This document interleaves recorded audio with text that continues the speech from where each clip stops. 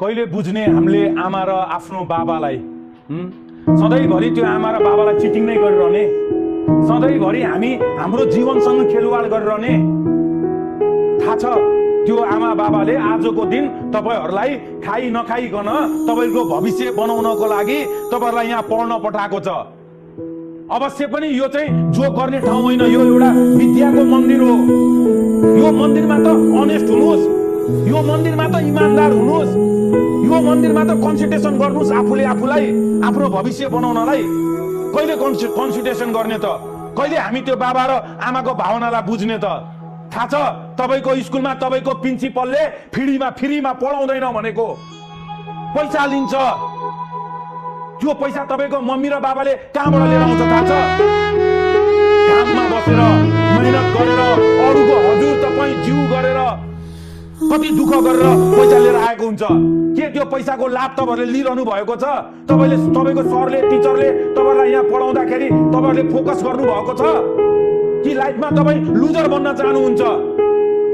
Loser त अवश्य बनिन्छ जसले आमा बाउको भावनाको कदर गर्दैन, जसले आमा बाउको रेस्पेक्ट गर्दैन। त्यो छोराछोरी नै होइन के, त्यो छोराछोरी कहिले पनि सफल हुँदैन के।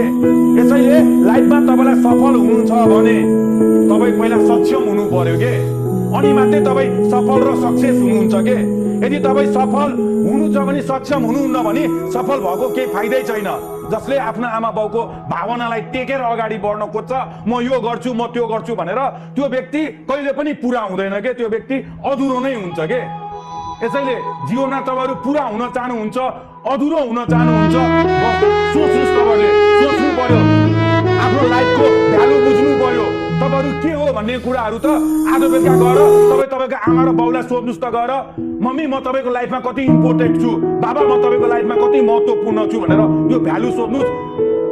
यो वर्ल्डमा भन्छ नि रामलाई लक्ष्मणको त्यति भ्यालु थिएन होला, त्यो भन्दा बढी भ्यालु तपाईहरुको छ के तपाईको परिवारको नजरमा, सोचमा, विचारमा।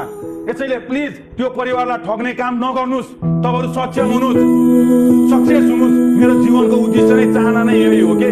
र आज एउटा कमिटमेन्ट गर्नुस्, अब म जिन्दगीमा कहिले पनि म मेरो आमा बाबालाई रुवाउने छैन, म मेरो मम्मी र बाबाको बाटोमा हिँड्ने छु र म आफूलाई ठग्ने छैन। म एउटा ठूलो संकल्प गर्छु भनेर आफ्नो गडलाई सम्झेर तपाईहरुलाई 50 सेकेन्ड म शान्त साइलेन्ट छोड्दिन्छु। स्ट्रङ कमिटमेन्ट गर्नुस्, दही चिउरे कमिटमेन्ट होइन। अहिले गर्नुभयो पढाए पाठ 16 दुना 8, त्यो कमिटमेन्ट होइन, बोलियो संकल्प, बोलियो कमिटमेन्ट गर्नुस्। 50 सेकेन्ड म शान्त बस्छु। तपाईको टाइम सुरु भयो।